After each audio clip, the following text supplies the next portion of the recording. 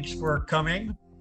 I imagine that just listening to you, some of you are quite experienced in interpretation already, and you may even know who I am. In fact, we might very well have met in the past. And in fact, in 2 cases, I know we have.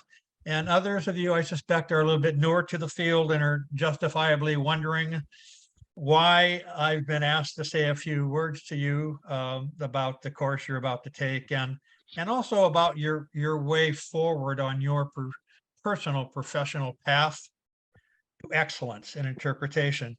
The first thing I think I want you to know about me is that I'm an interpreter.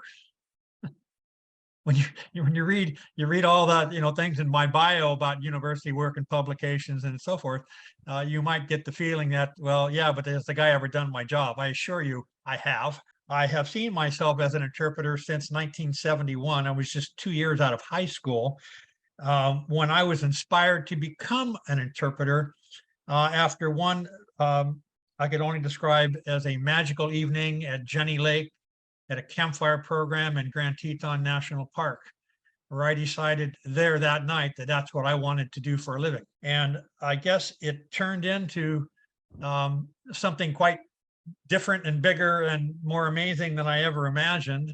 But I never looked back from that, and I'm glad to be able to say that. And since those early days, I've been what you'd call, I guess, in today's vernacular, a frontline interpreter. It sounds so military, doesn't it? Frontline, but because in some ways, I guess there is a battle going on for the hearts and minds of people.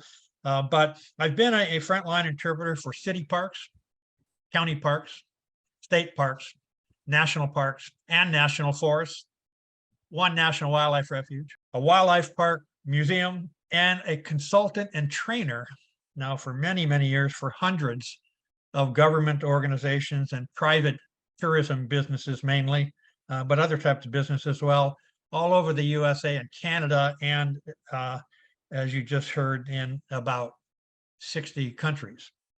It's been quite a wonderful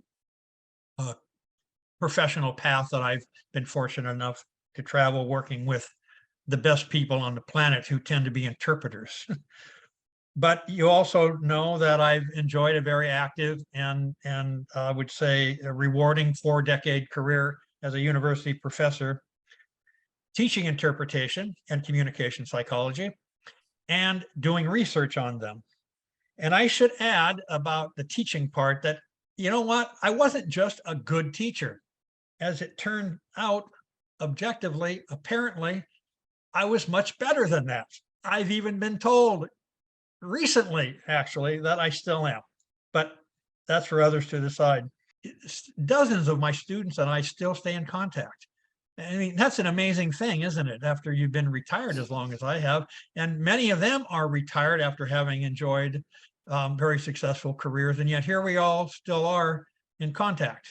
And I would have to say, if any of you are teachers or have taught, that's a really, really nice reward that simply isn't available to most people in most professions outside of teaching. My special approach to teaching university students, when it was recognized by other professors, my colleagues and administrators on campus, never forget those administrators, I was eventually nominated for, and amazingly won, my university's highest award, the most coveted award for a teacher, the University of Idaho's Award for Teaching Excellence, which, by the way, came with a nice cash reward too that I hadn't expected.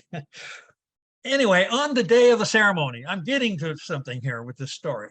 On the day of the ceremony, when the president of the university handed me the plaque and the check, which, by the way, I then turned around the next day and used as part of a down payment for my daughter's first car. The president of the university asked me in front of a small group of others, some other professors, and a few people from the local print and broadcast journalism field, reporters. Right? She asked me, what had I done to become such a good teacher? Because I said President Zinser, Elizabeth Zinser was her name. I said, President Zinser, really nothing special. I just practice what I preach in my classes.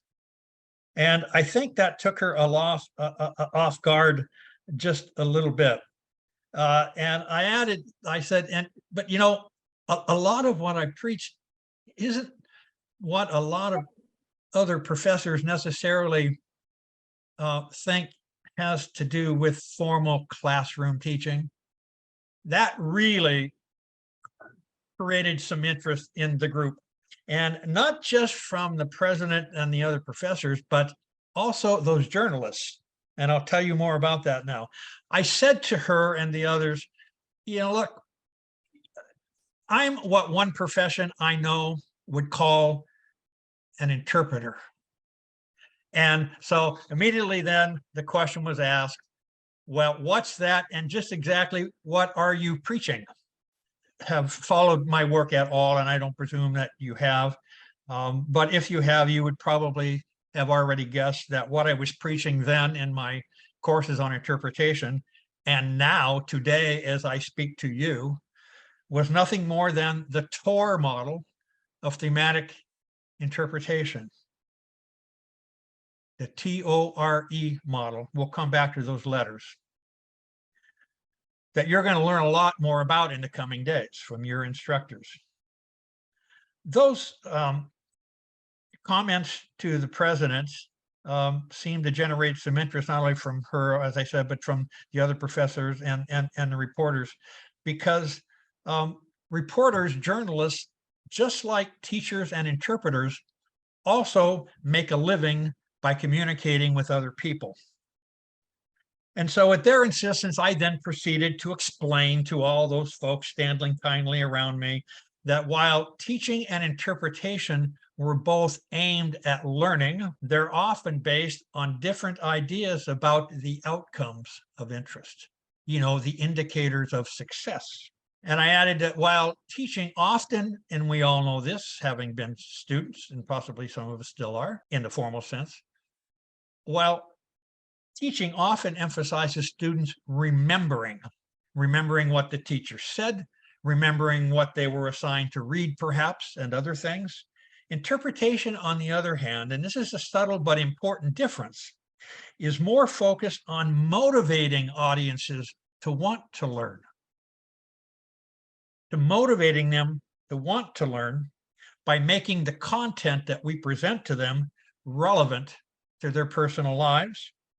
What I long ago, as some of you might know, what I long ago termed vitamin R, load your interpretation with vitamin R, R for relevance, by engaging your audiences and most of all, getting them to think their own thoughts and make their own meanings, not just absorb the meanings that we give them, but getting them to do the thinking wherein they create their own subjective meanings for things and see personal relevance in it.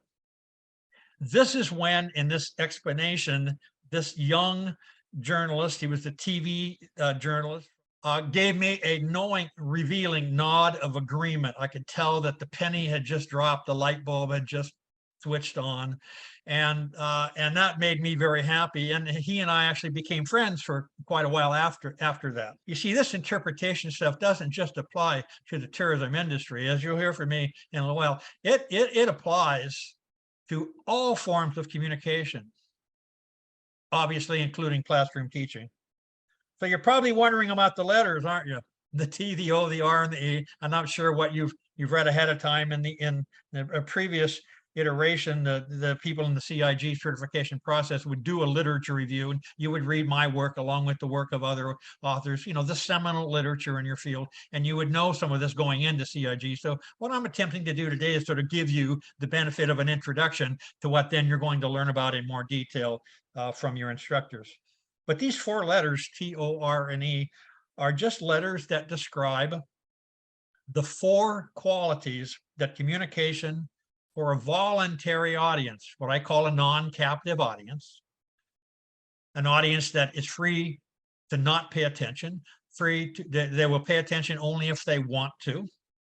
They know there won't be an exam. They know there's no pass or fail associated with this event. If they don't like what they're hearing or seeing, they'll just tune you out mentally or leave you physically. Now, that's the non-captive audience. That these are the qualities communication for this type of voluntary audience must have in order to stand the greatest chance of success. Success being defined as, one, holding the audience's attention long enough to make a thought-provoking point. And then having made that, and then having held that attention long enough, then making that thought-provoking point. Back in the, and this will really age me, but you can tell by the color and quantity of my hair that I deserve that moniker. That back in the 80s, now over 40 years ago, I first developed this TOR model as a researcher. Originally, it was called the EROT framework. EROT is TORE spelled backwards. And there's a story to why I later switched them around, and we can talk about that afterwards if you like. But today it's called the TOR model. But I developed this EROT framework from compiling what then was more than a century. No, it didn't take me a century, and no, I'm not that old yet. But studies going back as far as a century beforehand, on up and through the current day, including 2023, as I'm speaking these words, communication research that has demonstrated empirically with consistent findings how communication of any form can plausibly, not possibly, but plausibly, conceivably influence a human being thinking, how they feel, and sometimes how they behave. And that is what thematic interpretation is. And so none of this TOR approach to thematic interpretation is just made up or invented. Like a lot of things that people think about communication, we have our own experience. We communicate every day, so we have a lot of experience, and we form subjective, personal opinions about how communication works best. A lot of that comes from our experience in interpersonal communication contexts, right? But here we're talking about communicating with an aggregate, with audiences of people who are not like us in some ways. In other ways, we're all alike. But yes, the TOR model is based on theory. In fact, a lot of theory, but it's theory that has been substantiated by so many studies that its validity, I mean, and its practicality, its practical usefulness for an interpreter is a virtual no-brainer. So there's quite a lot we can be confident about with this approach. Much later, and then now we're talking about the 2000s, so up to about 23 years ago, and then later, then came a series of organizations and authors that began to add to TOR, to the 4 letters, and rearrange them and add other letters in order to give the core, the TOR core, as it were, right, a broader professional context for whatever purposes and types of professions they were trying to deal with. And in interpretation, we saw in the book Conducting Meaningful Interpretation, a brilliant book, by the way, published by Fulcrum Publishing, which is also my publisher, by Carolyn Ward and Brian Wilkinson. They created the acronym CREATES. They took the EROT or TORE and turned the O into an S, and I'll tell you why later. O is organization, S the kind of structure, and created the acronym CREATES, but it still had the core of TOR. And then later, and this was inevitable, remember the first iteration was the EROT framework? Well, I didn't notice it. It was pointed out to me actually years later in Alaska by somebody in one of my workshops, and then I started telling the story, and then it became everybody's goal to figure out how to add an I and a C to EROT, because EROT is 2/3 of erotic. And so one after another they tried, and finally one of them was published in a journal on distance learning by a couple of Australian professors years later. And they call it the erotic model of distance learning based on TOR. And then I think about 2008, so even later came NAI, and they saw quickly that, well, you know, T-O-R-N-E, well, you could just add a P and a Y and get poetry. And so, this is how these work. The acronym became the end in itself. But in NAI's case, the acronym was real and significant because the two letters that were added to the core TOR, right, are important for a professional interpreter, actually a professional of any kind. And the first is a P, which stands for purposeful, which is just saying that your work, your interpretation should be consistent with the mission of the organization you represent, or sometimes your personal goals. If you're a private freelance guy, well, then you're the organization. But it should be purposeful. It should have an outcome that of interest, that it should stand to produce benefits, right? That you are dedicated personally or organizationally to producing. And then the Y stands for you. All of you, the professional interpreter, who's an individual who is constantly growing and learning and becoming a person who is on the path and constantly the path to success and the path to achieving excellence. And this is a lifelong learning process, and that's what the Y is for. And so I am quite happy with these being added to TOR, much better than I was with the I and the C. Which seemed kind of arbitrary, and I am totally supportive of them, and so I'm happy that they are part of what sort of the ribbon that goes around the four letters that I'm responsible for, and this has been a great partnership with NAI over many decades now. But do appreciate that these other acronyms contain those four letters TORE, because TOR is the applied part of all the acronyms. It's the part it's what you do as an interpreter that needs to be good. You need to be good at doing these four letters, and you need to be good at doing them if you want to stand the greatest chance of achieving the kind of difference that you personally and organizationally want to make. So now I want to focus on those four letters a little bit, because they are, as I said, the core, the heart of poetry.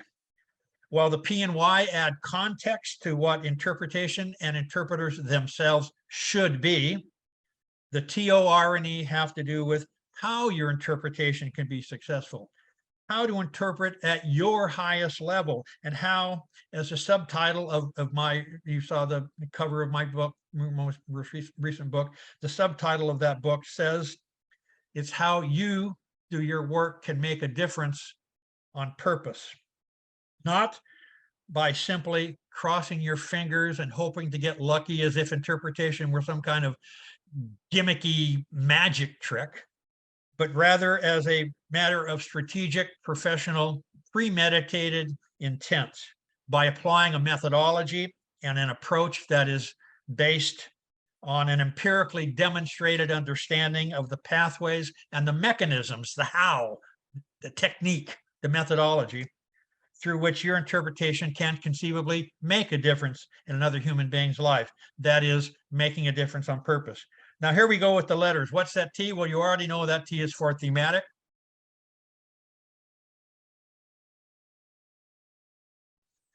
Which means that you have a strongly relevant theme in mind, or what I just call a strong theme. A strong theme is a theme that already produces the outcome of interest, which is provocation, stimulating people to think their own thoughts and make their own meanings. A strong theme, without any further development or embellishment, a strong theme accomplishes that. That's the place where every interpreter should start producing an interpretive product, a talk, a guided tour, an exhibit, a kiosk, a multimedia program, a Facebook page, whatever it is. That's where you start, is with a strong theme. This is work up front that you do, but man, when you have this theme, your work gets a lot easier and your task is much narrowed. And this is a thought, this idea, you can think of it as an overarching idea. You can think of it as a message. I prefer actually these days to call it the moral of the story that you would like people to extract, not necessarily to agree with it, not necessarily to be able to remember it or restate it or regurgitate it later on an exam, for example, but rather you want it to produce thoughts so that their thoughts will hover around that theme. In other words, this theme is a platform for your audiences to think on. That's what thematic interpretation is. And if anybody tells you it's something different, they either don't understand it or they're making it up. And you heard it from the horse, his mouth. The only caring that any human being, any of us, is even capable of doing has to come from somewhere, doesn't it? Well, the only caring we can do will come from the thoughts that we ourselves think between our own two ears, even if those thoughts are wrong or factually challenged or somehow just erroneous. They still nevertheless are the only source, or the source of the only caring that we're capable of doing. Right. And so the interpreter's job is not to tell people what to care about. It's not to tell them what meanings matter most. It's to get them to make their own meanings about things. And so that's just going to leave that there. And then you will take this forward in several more steps forward in the coming days. Let's go to the O now. The O stands for organized.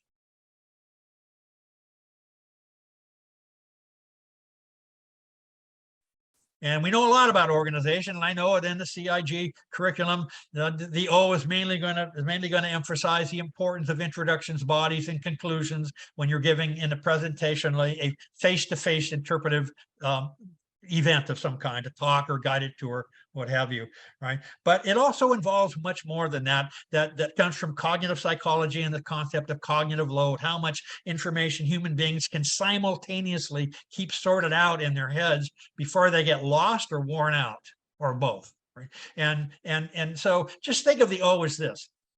Your interpretation is organized when it's easy to follow, when it's easy to process, when people aren't having to work hard. A voluntary audience won't work very hard for very long before they just tune you out or physically leave. So make it easy to follow.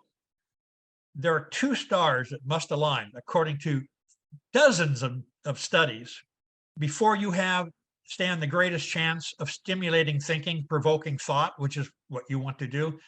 There are two stars that need to align empirically. This is one of them, the O. Now, what's the second star? It's the next letter. It's the R. R for relevance, vitamin R.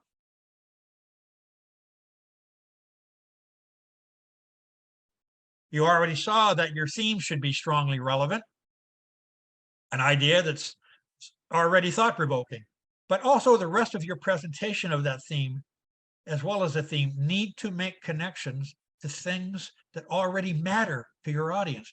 Things your audience already cares about, right? That's what being relevant is. It's not just stuff they already know about, it's stuff they care about, stuff that matters in their lives. Now, you're going to learn in the coming days about intangible meanings. You're going to learn about tangible meanings as well, but these intangible meanings are things that represent something to an audience. And they are a class of a very special set of concepts called universal concepts. Universal concepts, intangible meanings could differ from audience to audience, but there's a class of intangibles called universal concepts that, as far as we know, have always had special significance for human beings, everywhere, all cultures, and for all time. And so when you're learning about intangibles and universal concepts, do think back to the R, because these things are a fast track to relevance. And when you're having trouble making your interpretation relevant, go get a list or make your own list of universal concepts. And in chapter 2 of my book, I'll give you a long list of some examples, right? But you could make up your own. Finally, the E.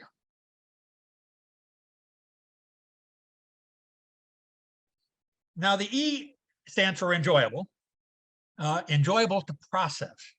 It doesn't mean entertaining. In fact, it's part of entertainment, but entertainment requires the O, the R, and the E. Anything that's easy to follow, matters to the audience, and is enjoyable to process will hold their attention until the cows come home, or until one of those qualities is no longer there, no longer present. So enjoyable to process, what does that mean? Well, it means that your audience finds both your communication style, or if you're working, for example, some of you work in museums or visitor centers where you do exhibits and kiosks and dioramas and things like that, the design of it But the communication package itself, whether personally presented or non-personal interpretation, should be attractive and appealing to process. And by enjoyable to process, it doesn't mean necessarily that it's uplifting. It doesn't necessarily mean it makes you smile or laugh. It doesn't mean it makes you happy or joyful.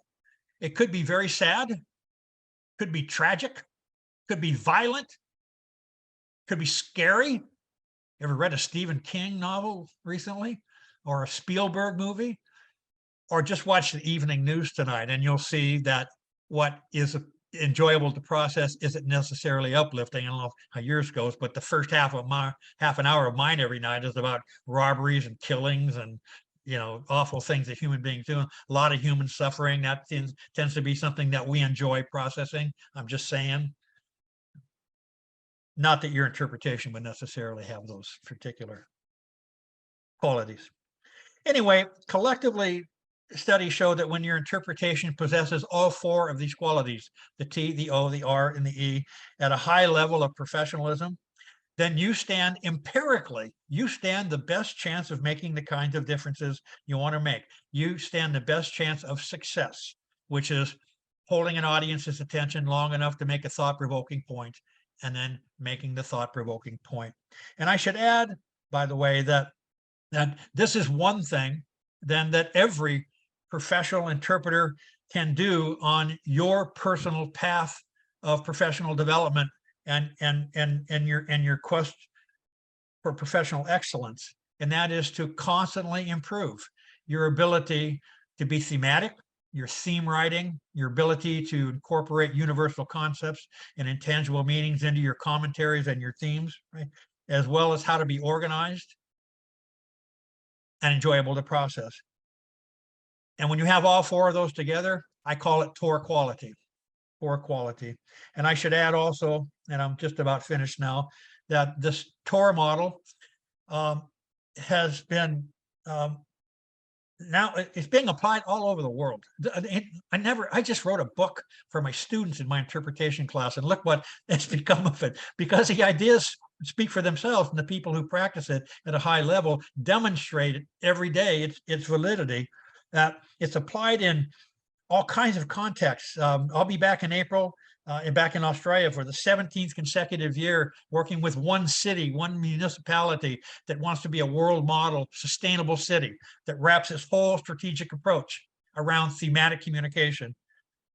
Municipal national sustainability programs, philanthropy. I work a lot in philanthropy, particularly travelers philanthropy, where tourists go to a place and through a powerful thematic interpretive experience, connect strongly to the place or to a story about the place, and decide to leave a little more money dedicated to local conservation or local protection or local historic preservation.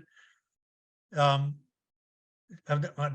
fact, I'm still doing that. I'm trying to retire, but I love that work is so important. I continue to do it. And even courtroom argumentation, lawyers practice thematic communication, political campaigning, they practice it, law enforcement, and I saved the best for last because this is where I started my story today, especially classroom teaching. So I'm hoping very much, in fact, I'd say I'm counting on you to learn as much as you can in the coming days about the T, the O, R, and E in your upcoming CIG certification course, because this will mark, regardless of where you are in your career now, this will now, with respect to thematic interpretation, probably mark the point of departure, the starting point from which your personal future path towards success and excellence will begin and eventually will travel according to everything that I know based on my own experience and, yes, a lot of research. Yes, don't forget the P and the Y. They too are very important because of the context that they give TOR. Add it to TOR, which again, TOR tells you how to interpret, how to do your job. The P and the Y tell you something absolutely significant about what it means to be an interpreter, what it means to be in your profession, what it means to have the privilege of doing your job at all. Here's to a great poetry session for you. I'm sure your instructors will deliver a course of Tor quality. And I want to thank you all very much for your kind attention. Thank you.